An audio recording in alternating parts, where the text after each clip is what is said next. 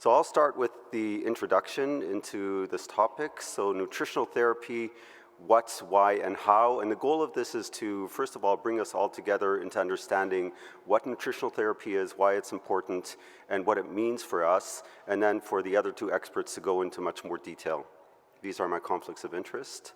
So we'll really try and define nutritional therapy and understand why this is important for us who treat patients with IBD. We'll try and get a bit of a glimpse of what's out there, what are the options that we have to use. I'm going to focus on exclusive enteral nutrition and the Crohn disease exclusion diet, and I'll explain why that's the main focus. And then we'll really try and define some of the challenges and opportunities that come with this treatment with our face to the future on how we can do this better and improve things on. So the one thing that I think helps define what nutritional therapy is by looking what it's not. And this excellent paper that both Rotem and I are part of provides dietary guidance for patients and for us as treating physicians and dietitians. And this is very important in the way we approach IBD in general, but this is not really nutritional therapy. Guidance and support are very much and should be incorporated into the care of every patient. But when we look at nutritional therapy, what's very important is recognizing the goal of having an impact on disease pathogenesis and improving outcomes. And that's what we're really going to focus on here. Of course, these are all very related. So what drives the idea of nutritional therapy is the good epidemiologic and mechanistic rationale, where we know that diet is probably involved in pathogenesis, and by changing it, we can change the outcomes. So therefore, all of this fits in together, but we are going to focus on using it as treatment. Conceptually, we look at using it for either induction of remission or maintenance of remission, or both. And we'll try and go over some of the evidence that support these two different approaches. Nutritional therapy can be used as a sole therapy, which I think is where most of us have encountered this up to now, but we definitely want to introduce or enforce the idea of using nutritional therapy also as an adjunct therapy together with additional therapies. And we'll talk a bit about the level of evidence that's available for these different treatments, which is extremely variable, and I think still one of the challenges that we're facing, because the more I go into this, I realize that performing nutritional research is extremely difficult, especially in IBD. So when our patients come and see us, in many cases, they've already done their homework, and if they try and understand what is out there, what can we do about nutrition, this is what they'll find on a simple Google search. There are many, many different resources out there, and I think as a physician, when I entered this field, I was certainly quite intimidated by this because I didn't really understand all of this, I wasn't aware of it, and I feel that there is some importance for us being aware of what our patients are seeing, but at the same time, it's our job to make the distinction between the lay literature that's out there, the different resources, and what we can support with the evidence that we have. On the scientific side, there are many different diets that have come up, and we just don't have the time to go through all of them. But I'm going to use this figure from a review that I was involved with a couple years ago to try and highlight the landscape of nutritional therapy in IBD.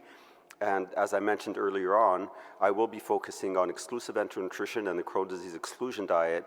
The reason for that is out of all of this list of different diets, these are the diets that probably have the best evidence, and in the red squares over here, you see the ones that have randomized controlled trials that have really compared them to different diets. And there are some advances in this. I won't be talking about partial enteral nutrition, and I think Kostas will be covering that to a certain extent, but I will mostly focus on exclusive enteral nutrition and the Crohn disease exclusion diet. The focus of this paper was understanding the microbiome and the impact of nutritional therapy on the microbiome, which is very important for recognizing the mechanisms involved.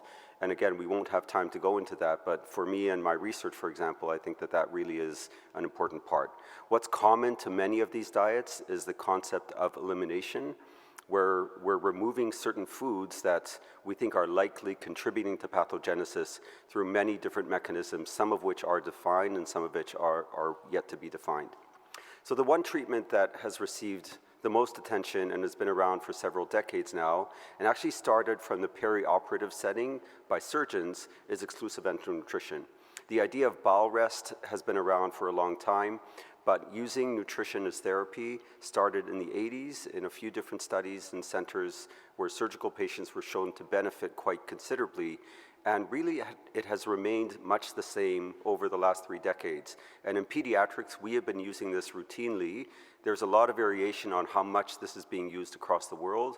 Europe and Canada, where I'm from, it is quite widely used in pediatrics, and it still is an excellent tool. And for those reasons, in the ECCO'24 pediatric guidelines that were published in 2021, in the algorithm, we place induction of remission with exclusive enteral nutrition as the first line recommended therapy in cases of mild to moderate luminal Crohn disease. And that still remains true. We'll talk about how that is evolving a bit. Steroids, for those who are adult practitioners here, are and should be, in my eyes, used as a second-line therapy for induction of remission in most cases. The relatively newer approach that came out about 5 years ago and was launched here in ECCO is the Crohn disease exclusion diet, and this is a randomized controlled trial published in 2019 that compared the standard exclusive enteral nutrition to Crohn disease exclusion diet with partial enteral nutrition with a liquid diet. And as I'll show in the next few slides, is now really an excellent alternative to exclusive enteral nutrition. And certainly in our center, we have more patients who are starting this as their induction therapy for the same indication. In that randomized controlled trial, there were 2 groups, with the first group being those exposed to the Crohn disease exclusion diet for the first 6 weeks with 50% liquid diet, and then for the next 6 weeks, the liquid diet comes down to 25%, and the CDED will move to step 2, which is a bit more permissive. This is an elimination diet that I won't go into too much detail, since I imagine that most of you are quite well aware of it, where as the control arm was our standard of care at the time, use of exclusive enteral nutrition for 6 weeks, and then moving to 25% liquid diet and a free diet. The primary goal of the study was tolerance, since we were expecting both to be relatively equally efficient. At 6 weeks, we found that there was a significant increase in tolerance, and patients were much happier on the Crohn disease exclusion diet because when they can eat solids, they prefer it than just eating liquids, of course.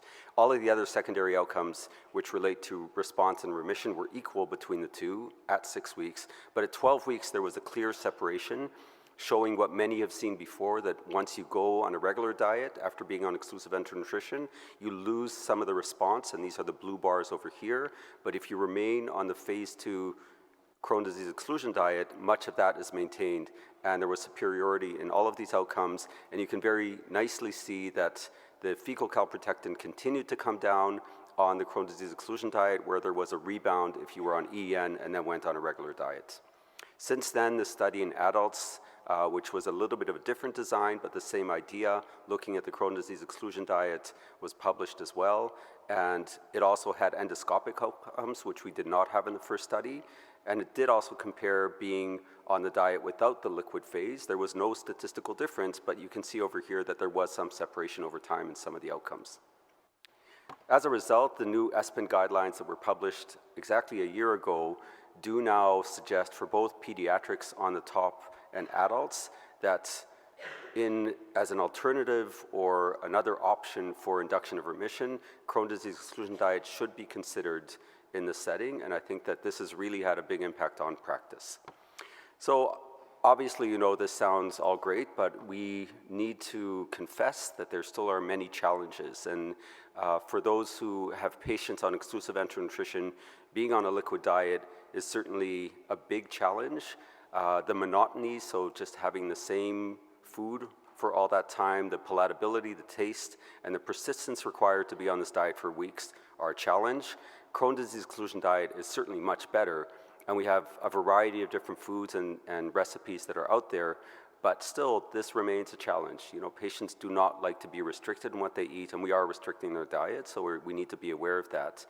I think an important part for us as scientists is also that the mechanism is not fully understood yet, and that, you know, is an important part of the challenges that we feel. So for example, we talk a lot about emulsifiers and the fact that we think that they're not good for you. There are emulsifiers in the formulas, and this really complicates our understanding, but the bottom line is that it does work, and I think that we need to fill that gap. One thing that we are facing more and more, and I have a slide on this, is how we select the best patients for this therapy, and a lot of the question is the indication. So going beyond the mild to moderate luminal Crohn disease is where we're trying to break some new data as well, and Rotem will show you some data from the diatomic study where we were looking a bit beyond that, asking the question, is this good for severe patients? Could this be used in combination with other diets, with other approaches, other treatments? And I hope that we'll have some questions from you about how we're adapting our practice beyond using it for the normal indication. Cost, access, and cultural adaptation are important as well. So we do recognize that in some places, nutritional therapy is funded, and that's obviously a big difference because it can be quite costly. The Crohn disease exclusion diet was developed with a very Western diet idea in mind and access to certain foods. We're now trying to understand from different parts of the world how they're adapting and how this works. And then the last point that we are starting to see is avoided restrictive food eating disorder, which is something that can happen with any elimination diet, and I'm sure that our dietitians are very much aware of this, and it's something we need to pay attention to. The last couple of slides are from a recent review, which is now in press in IBD, that many of us were involved in writing over here. Over here, you can see some of the algorithm for the indications, with the green ones, the ones being the classic indication, the red ones, cases where we probably would not suggest using the Crohn disease exclusion diet, and others in the middle where we think that there certainly is room for use, and there's some emerging evidence supporting that. And in that paper, we also did identify some of the research gaps that I'm hoping you can take a glimpse of right now. I'm not going to go through this in much detail, but there's still a lot of work to be done, a lot of questions to be answered, and we expect to be challenged by you with some of these questions over here. We don't promise that we have all the answers, but many of us are trying to think about this. So this is really just setting the stage. And in conclusion, I think that we understand nutritional therapy is an important part of treating IBD patients. And some diets have really been shown to be effective, usually for induction of remission for mild to moderate Crohn disease, but we want more. We know that this works as part of the mechanism of disease. And for example, some of the talks yesterday talking about personalizing treatment, et cetera, diet has to be part of that. And I think that us as an IBD community need to really look into that. And in order to achieve that, I'll next invite the two speakers. So Kostas will talk about next generation of enteral nutrition therapy, and Rotem will talk about current state of evidence for novel dietary therapies. And with that, I'll end, and Kostas, I invite you to come up.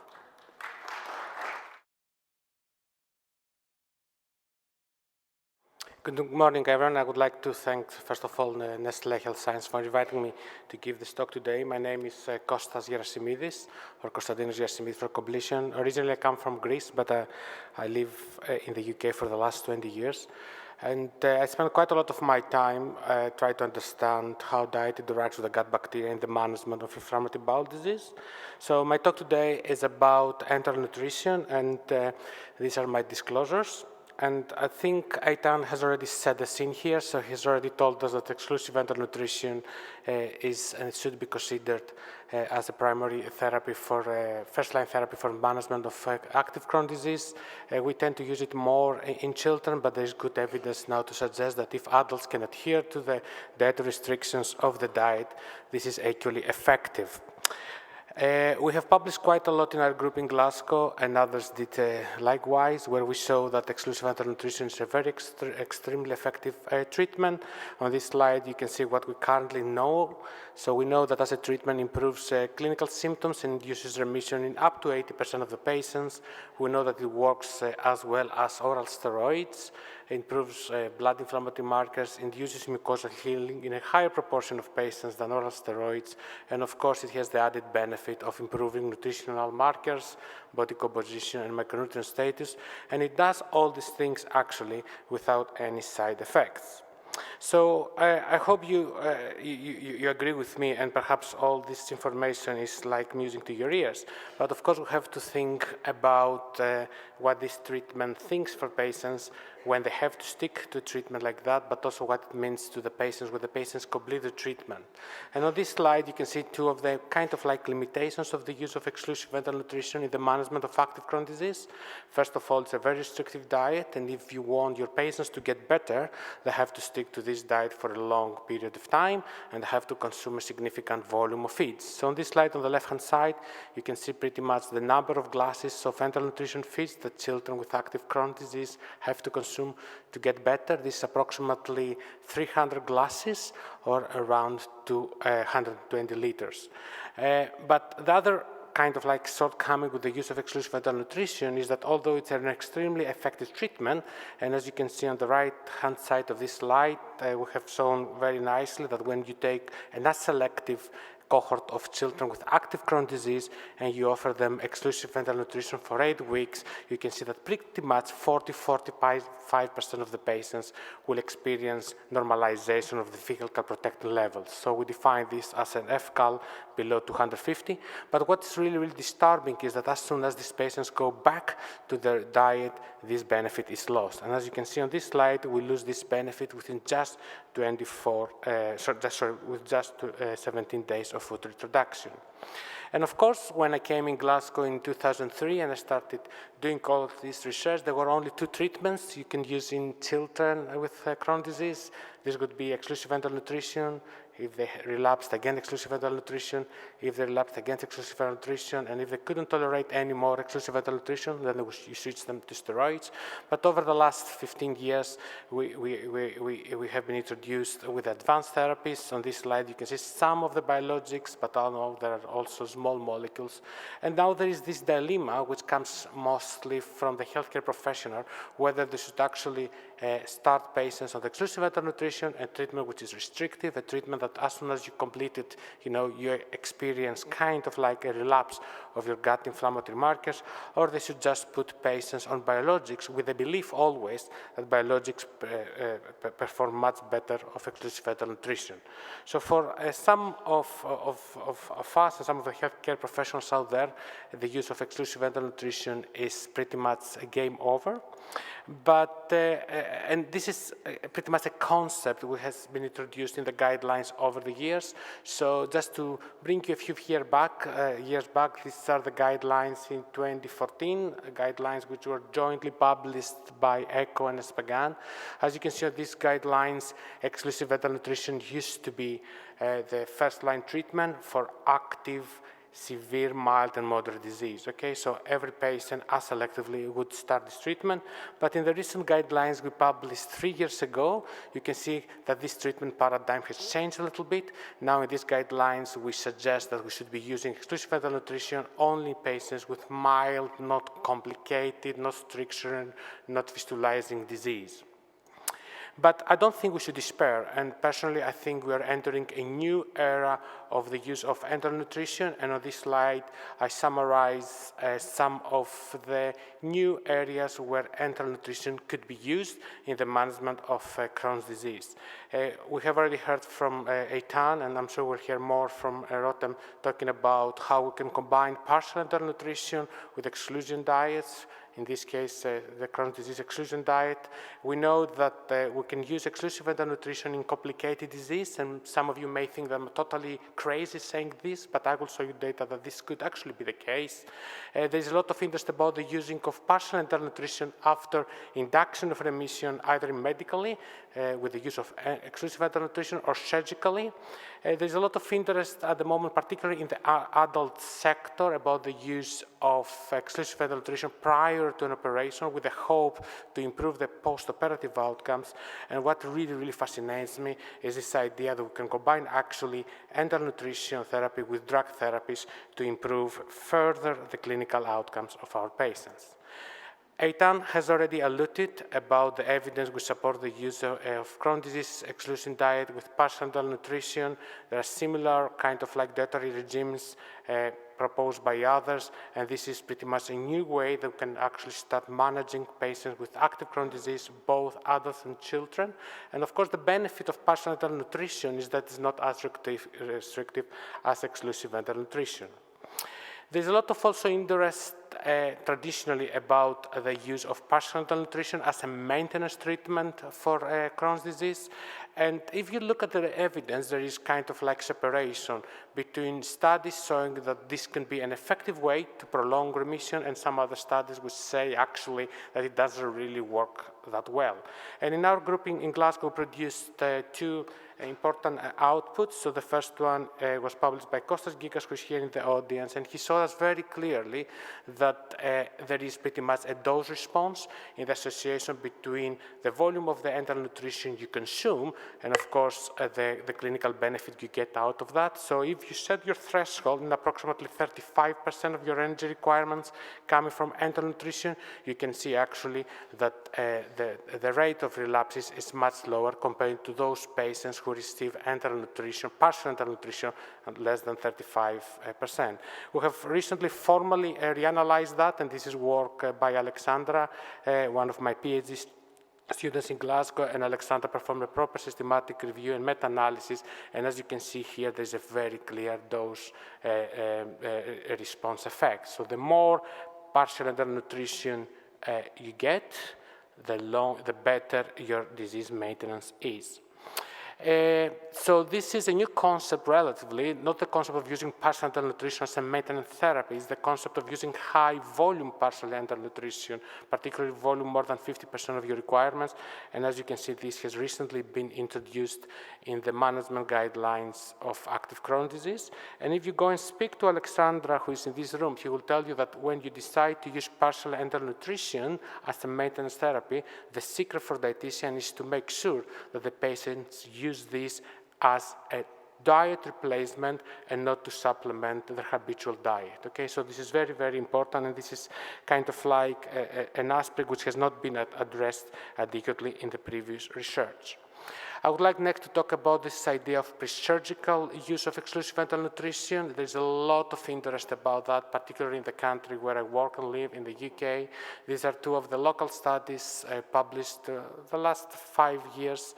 The first one from Exeter, you can see that in 51 patients, when they provide them exclusive enteral nutrition prior to elective operation, you can see that quite a lot of them did well. Actually, a quarter of the patients avoided surgery, and this is really, really strong outcome, okay? So if you think that these are patients who are treatment refractory, they're about to lose the gut, some of them may end up in the future with short bowels, and if you give them exclusive enteral nutrition, you can actually rescue 25%. This is really, really strong outcome.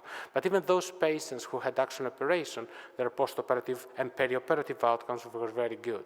So they had a shorter period of operation, they experienced more complications, and far fewer patients actually needed a stoma.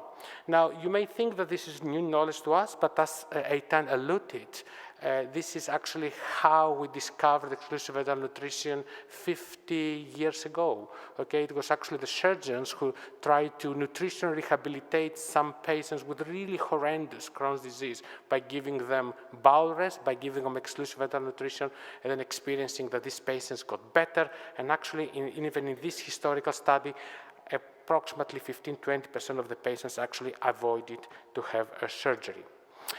Of course, all this evidence that we have currently is based on retrospective data collection, and we are really fortunate in the UK to have received a major grant from NIHR, and this grant will allow us to run the largest ever, and probably it will be the only ever study run like that, which aims to recruit almost 620 patients with active Crohn's disease. The patients will be randomized to exclusive enteral nutrition versus standard of care treatment, and as you can see from the right-hand side of this presentation, we will assess a battery of outcomes, including patient-related outcomes, complication rates, quality of life, and so forth.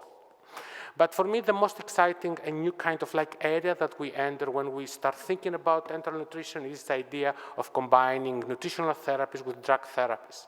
And most of you, when you think about combination therapies, you're thinking mostly about biologics, TNF-alpha agonist, plus immunomodulator. Recently, you may start thinking about dual biologics. But personally, I think there is a unique opportunity here to try to combine treatments which have a very distinct mode of action.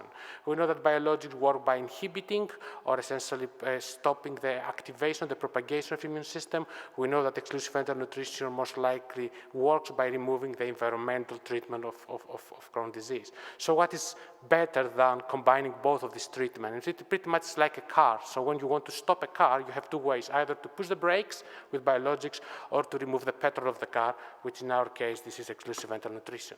So is there any data to suggest that if we combine enteral nutrition therapies with drug therapies, in our case with biologics, we can improve disease management? Yes, there is.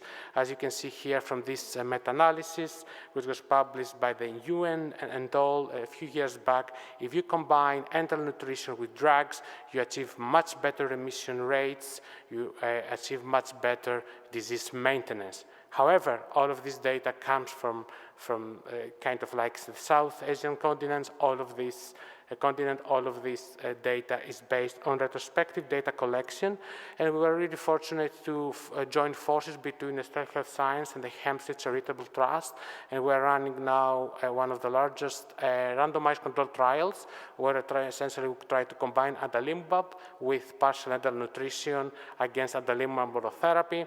So this is a study which runs in 2 countries, in the UK, in Scotland, and in Greece. We are recruiting from 12 different sites, and we have a target population of approximately 120 patients, and we are almost there. We need a couple of months more to close recruitment. And these are some of the preliminary data which is coming out of this work. In terms of clinical effectiveness, we don't see a major difference between combining adalimumab plus partial enteral nutrition versus adalimumab monotherapy. But as you can see from this slide on the left-hand side, we have a really good tendency to show that when you combine both of these treatments together, the proportion of patients who achieve normalization of calprotectin, in this case, we define normalization of calprotectin as a value less than 100 milligram, is almost twice as high compared to those patients who go on treatment with adalimumab alone. Now, this is early data. The statistical significance is just as borderline significant, but this data is based only on 21 patients out of the 39 patients. And if you want to know more about this data, Bernie in our group is going to present this tomorrow at the conference. So the last aspect I would like to touch with my presentation is this idea that exclusive enteral nutrition does not work in patients with complicated disease. And this is essentially a way by which we stratify patients. So if you think again about the ECCO'24 guidelines, if you've got complicated disease, you should not be using exclusive enteral nutrition. But I would like to bring to your attention these 2 papers. Both of them come from China, and both of them show very nicely that if you get patients who have non-fibrotic strictures, so they've got inflammatory strictures, and you actually offer an exclusive enteral nutrition, you can see actually that the outcomes are pretty impressive. Okay, so you can see that actually the cross-sectional area of the stricture has increased significantly.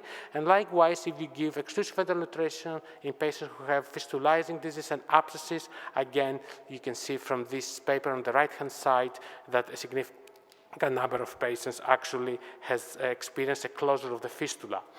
And this is really recent data, but if I can get you back, if we start remembering about our history, so this is probably the first ever published case of the use of exclusive enteral nutrition in the history. This was the use of exclusive enteral nutrition in a patient with horrendous active Crohn's disease, okay? So myself, I'm not a clinician, but looking at this X-ray, I can see that this patient most likely has a really bad disease, and see what is happening to this patient who had really nasty perineal disease. After 4 weeks of exclusive enteral nutrition, this patient experienced a fistula closure, the perineal abscess that this patient had improved. Okay, so this is really, really strong data. Now, having said that, it doesn't mean that when you go back to your clinical practice, you start all your patients with really terrible, complicated disease on exclusive enteral nutrition. But always remember that this is a treatment that you could potentially use, particularly when you start running out of choices. Now, if you ask me if I could kind of like foresee how the next guidelines will look like, and we are thinking that these guidelines will be released in the next 2-3 years, I think we will still be using exclusive enteral nutrition for a proportion of patients who come to our clinic with mild, moderate active Crohn's disease. We will still use enteral nutrition, partial enteral nutrition at high volumes as a maintenance therapy, but I think we'll start seeing more and more patients using enteral nutrition as a combination therapy with biologic. We'll see more patients using partial enteral nutrition nutrition or exclusive enteral nutrition to mitigate secondary loss of response to biologics or reduce risk of immunogenicity. And of course, when you run out of options, when the biologics fail, and we do know that the biologics fail, there's always the option there for you to go back to exclusive enteral nutrition. So in my opinion, exclusive enteral nutrition or enteral nutrition in general is not a game over, but is game continued, but at a totally different level. And with this slide, I would like to close my presentation, and I would like to thank you once again for the invitation.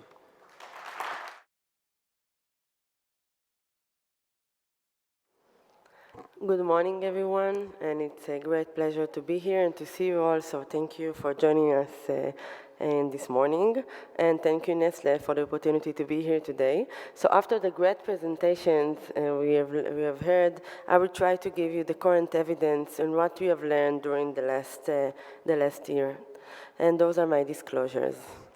And we are aware in recent years that there is an increase in kind of evolution from being dietitians that only support patients and taking care of their deficiencies and nutritional status, moving forward to treat the inflammation. And we had an amazing presentation showing us the result of exclusive enteral nutrition and how it can impact the inflammation. But in recent years, we can see how we try to evolve into more whole foods diet.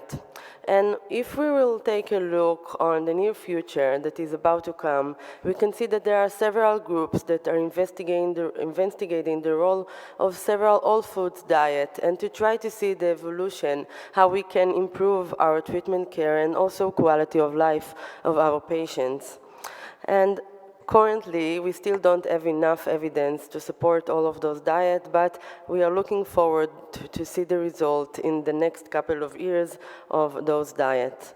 But what we have so far. So I will try to summarize the main result from the main studies that we currently have with the diets.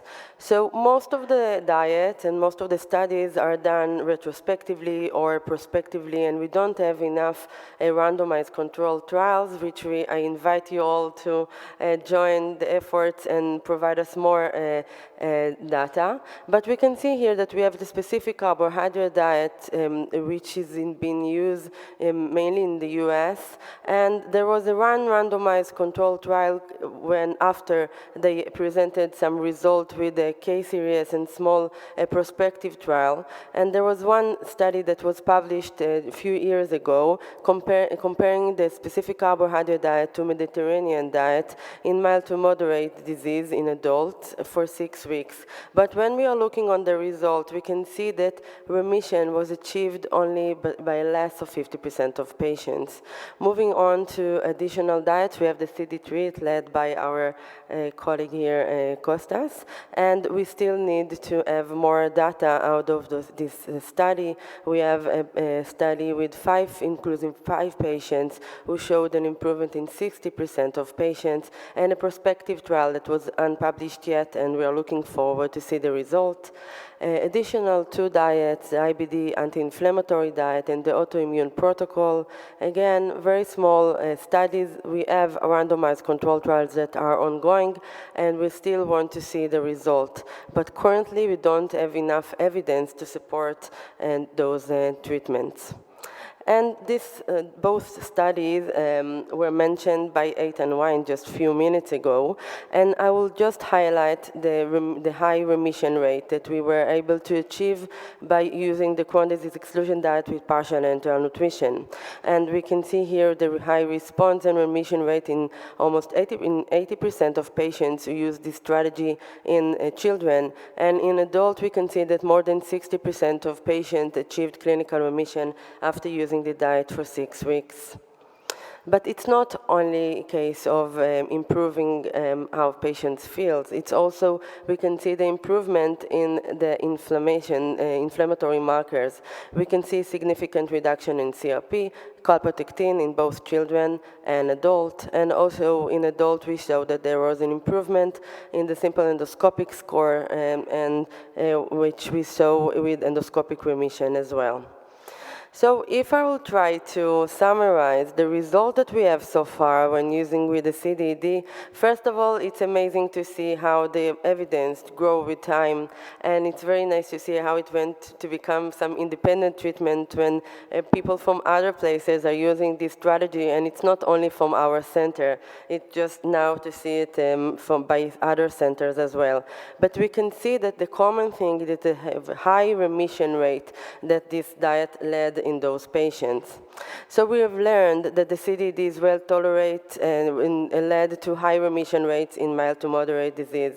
But we kept asking ourselves what are the next steps and what we need to see more. And now we'll try to move to the studies that we published just recently to see how we can use this strategy in different approach. And as was mentioned by my colleague, we saw that usually we use dietary therapy in mild to moderate disease, and this is a very nice study led by a group from Tel Aviv in Israel. And what they did, they wanted to present the real-world evidence, what they're using in practice, and they follow patients. And you can see here on the bars the percentage of patients who achieved remission with several indications. So even if we didn't think we should use dietary therapy in complication disease, we can see that they use it in patients with extraintestinal manifestation, with perianal disease, strictures, colonic disease, and much more. And we can see still that there are several patients who would be benefits from this treatment as well. Well, they still have these complications or even past surgery. And this is an additional study that we are now finalizing. This is the diatomics trial that we done in several countries, and we're now finishing the result. And actually what we did here, we tried to see if we can assess the role of the CDED for induction and maintenance of disease, but we wanted to focus on more broader spectrum of the disease, following from mild to more severe disease. So we gave them 2 weeks of EEN, which was followed either by the CDED for 24 weeks with partial enteral nutrition, with a follow-up to week 52, and or 8 weeks of EEN, followed by partial enteral nutrition and free diet. And I'm not going in deep in all for all the results, and you are more than welcome to see one of the posters here.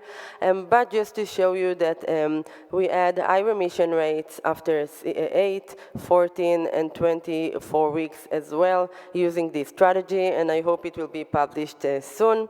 But the most interesting result that came out from this study were the use of immunomodulator.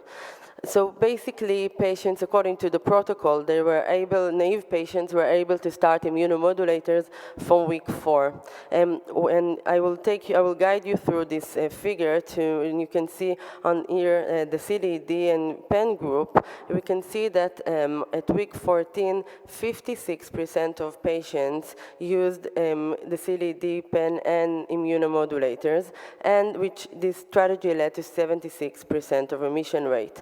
But even though those patients were recommended to use immunomodulator, some of them refused, leading for 44 patients who used this strategy of CDED with PEN alone, which led to 90% remission rate.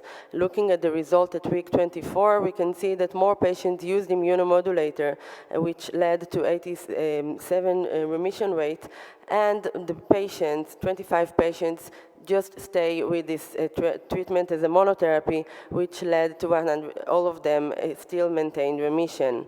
When we are looking on the result of exclusive enteral nutrition, we can see that at week 14 already, all patients were on immunomodulators, and which continued to week 24 as well, with 78 of patients who were in remission. So it's showing us that this is another approach for patients. It doesn't mean that we need to recommend all patients to use dietary therapy without medication, but this is an option that we should keep in mind in some patients that would be benefit from this treatment as well. What about other indications and other population? And this is again from the group from Tel Aviv. They did a study in adult. It was only 15 patients, but it's interesting to see they wanted to investigate if the CDED can work for pouchitis, since it's kind of resembling the Crohn disease, which was the rationale. And you can see that there was still high remission rates in this study population, and of course we invite more studies to support the use of CDED in those populations as well. And this is a nice study from Argentina, and that they took patients on medication. Most of them were on biologics, and they achieved clinical remission. Most of them felt good and everything was okay, but they still had elevated calprotectin levels and inflammatory markers. And they did a small pilot randomized controlled trial to try to see if they can improve the result while adding the CDED compared to regular diet. And we can see that the fecal calprotectin level had a reduction after 12 weeks, significant reduction after 12 weeks when they did not see this reduction by using a regular diet, which give us additional strategy to use in those patients who are still on medication but need some extra treatment before they're moving on to the next treatment. But what happens when patients are losing response to biologics? We know that it could happen as well.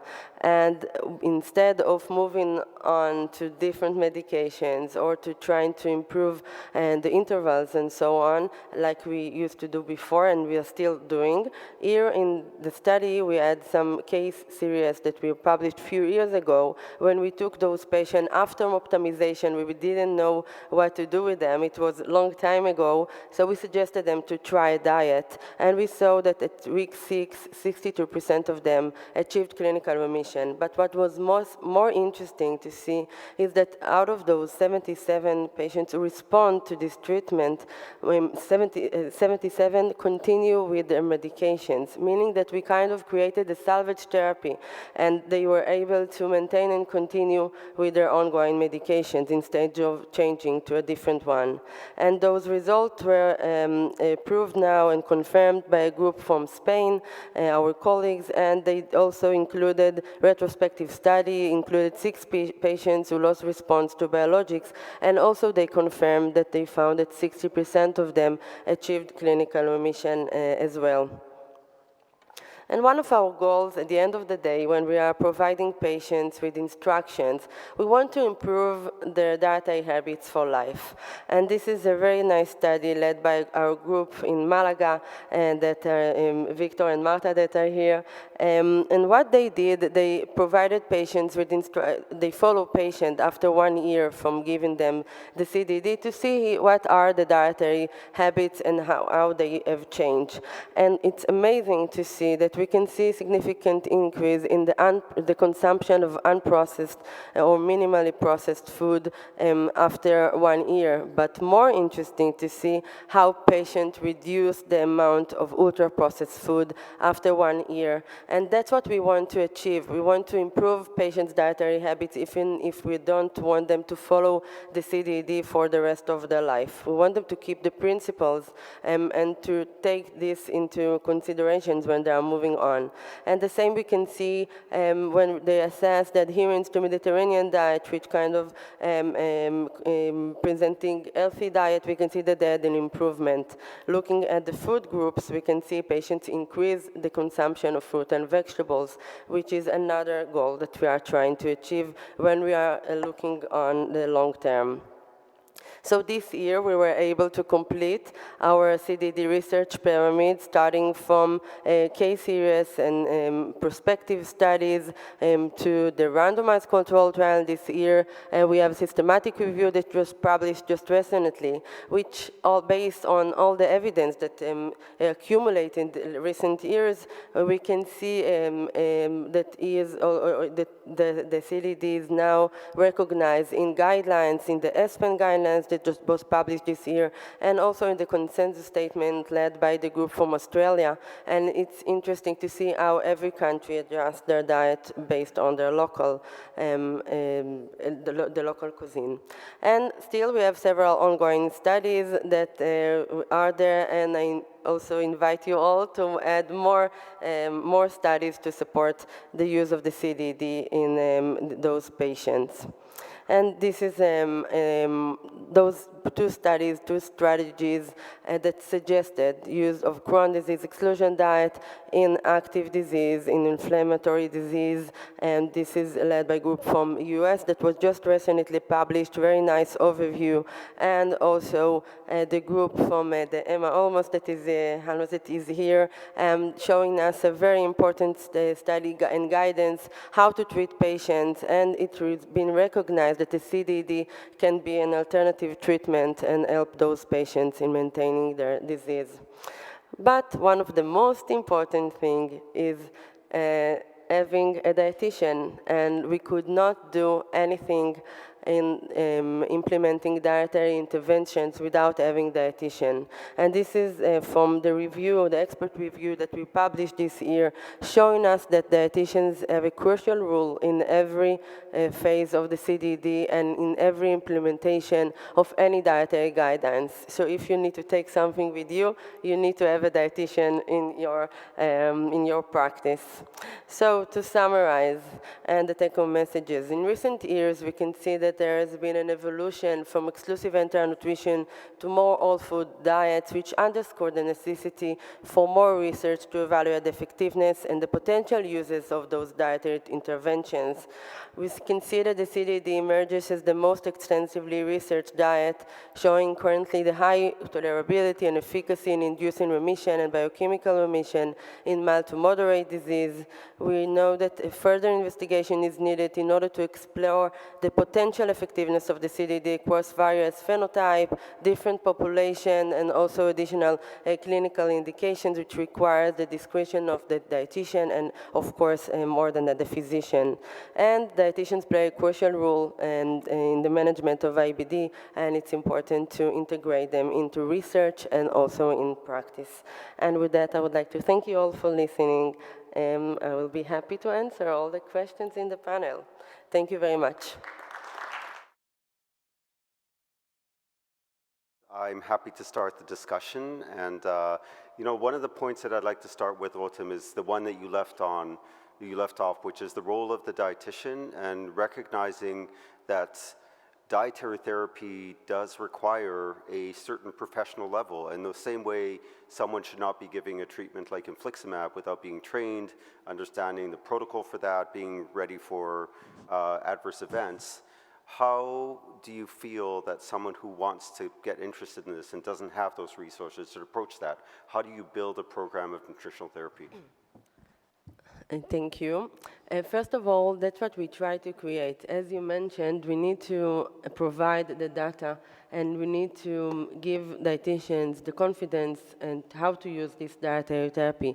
So we created a course, online course that you can find in the Modulife app. It's, of course, free of charge, and we just put there everything we know about the diet, how to use it, all the evidence that we have, and there when healthcare provider can go through the website and to learn how to use it, they can ask questions that most of them are directed to me, and if I can, I help them and advise them how to manage their patients. We need to remember that dietary guidance is not providing them the handout, and they need to understand it by their own. We need to understand the rationale of the diet, and also to explain the patients the rationale of the diet in order to engage them into this therapy and to make them understand why we are doing what we are doing. So we have tried to put everything we know together with recipes and support system that can help them implement the diet. So the dietitian have those tools. We're trying to create those tools for the dietitians in order to improve their treatment care and so on. So, and of course, if you have any questions, I'm here to answer any of it, and I will be happy to. And Thank you. That's very, very important. And I think I'll add on just one point that ECCO is so unique in, and that's DECO. So for those of you who are not aware, and that's where I'll be going after this, the Dietitians of ECCO Committee is a great place to embrace and allow dietitians to become professionals in IBD in general, including in that topic. We do have a question from here, but I do encourage you, if anyone else has questions, Jalil is very energetic this morning. Just raise your hand and I'll run over. Please, your question. First of all, I'd just like to say well done to you for getting a grant from the NIHR. It's not very easy, but that's a very important first step. All of you have mentioned you need to do more research, and one of the things that you sort of touched on but haven't really addressed is that there's a potential health economic argument for using this approach certainly on a population level, and I'm assuming that's part of how maybe you've managed to achieve the grant through the NIHR. I haven't seen many papers sort of outlining the health economic side when you're comparing the potential cost saving of using food as opposed to biologics. Is there a particular reason why that hasn't been looked at, or have you tried to look at it and it's not so easy to calculate those health economic savings? Yeah, that is a great point, and there's actually a paper from Spain that did show following the Crohn's disease exclusion diet does not really add additional cost to following a regular diet. I think that there is a big adjustment point there, but the bottom line is that comparing this to other treatments is obviously going to be a huge difference. You know, like advanced therapies these days, biologics, small molecules are quite expensive, even with biosimilars. And that's an opportunity that I think, you know, I haven't seen a lot of literature on yet either. That usually follows a large amount of studies showing the efficacy, and I'm not aware of kind of detailed economic studies going on, but it certainly is an area that I think we can use in order to convince practitioners and regulators. Some countries where dietary therapy is not funded, and you know, us in Canada, surprising to many, I think our patients need to pay for their exclusive enteral nutrition. It just doesn't make sense to me. I mean, this is saving the system money, and we need to do a better job in coming up with the research and communicating that. So that's a very important point. Anything to add from the panel? Just to add that as part of the Ocean study, we have a comprehensive economic evaluation of the intervention. But of course, this is data to come, not currently available. Yeah, we do have another question here. Thank you. And thank you for this opportunity. I'm an IBD surgeon from China. And I just have one simple question. We all know exclusive enteral nutrition is very important in CD patients. And how long of EEN for this patient, and why you choose 6 weeks or 8 weeks? So I just wonder how long of this period of exclusive enteral nutrition for CD patients? I can get that. Actually, it's a very good question because there's no head-to-head trial to tell you which is the optimal duration of exclusive enteral nutrition. But looking at changes in calprotectin, which is a good kind of like predictor of mucosal healing and a good predictor of future disease relapse, it looks like the longer you keep patients on EN, the better it is. And most of this data comes from our group in Glasgow, which shows actually that 8 weeks, you've got on average a lower level of calprotectin compared to 6 weeks. So if I assume that low levels essentially mean better mucosal healing and lower risk of future relapse, I would say that 8 weeks is better than 6. But ideally, you would like to have an RCT to show that. And actually, Peter has done some work to show that if you actually achieve better mucosal heal, I think it was a reduction of calprotectin for more than 50% from baseline or less than 250 at the end of the treatment, again, your risk of relapse is much lower. Yeah. Pete, please. Great talks. Thank you. Much appreciated. The question is about the sustainability of the diet. Obviously, Crohn's disease is a lifelong lifelong disorder. And obviously the first thing you've demonstrated is that the Crohn's disease exclusion diet is at least as equivalent of exclusive enteral nutrition, and you can take it out to a year. How long do you think we can persuade people to change their diets? And I think Rotem showed some nice data on that, but how long do you think it can be sustained? And do you have any data about how we can better sustain it? Are you going to have to see your dietitian every 6 months for the next 10 years, or do you think there's a sustainability about change in practice that is going to go for a long term? That's an excellent point, and I'm going to let Rotem go into a bit more detail. Anecdotally, I think that we each have experience with patients who seem to just do great on diet alone, and how that happens over time, there is an adjustment. So it does become more permissive and there is personalization, but the research on that is extremely challenging. So any long-term study of any design is going to be difficult. If you do it with a diet, it's extremely difficult. So I think it will probably take some time until we have really good evidence for that. These are still unexplored territories, and it's exciting for me as a researcher, but as a clinician, it's extremely challenging because I have really, giving infliximab for years and years, we have a lot of experience with, and we know what the endpoints are like. But Rotem, how do we approach that? First of all, this is a huge challenge, but we need to keep in mind when we are providing dietary intervention, even for the long term, that there are some issues that we want to keep the healthy relationship with food. So we don't want to have the restriction forever. And I think that's why the study that I showed from Malaga, it's very important because in the end of the day, we want patients to improve the dietary habits. We don't want them to follow a restricted diet or even phase 1 or 2 for the rest of their life, because we understand that they still need to have some quality of life, and they want to be spontaneous with food, and we want to allow them.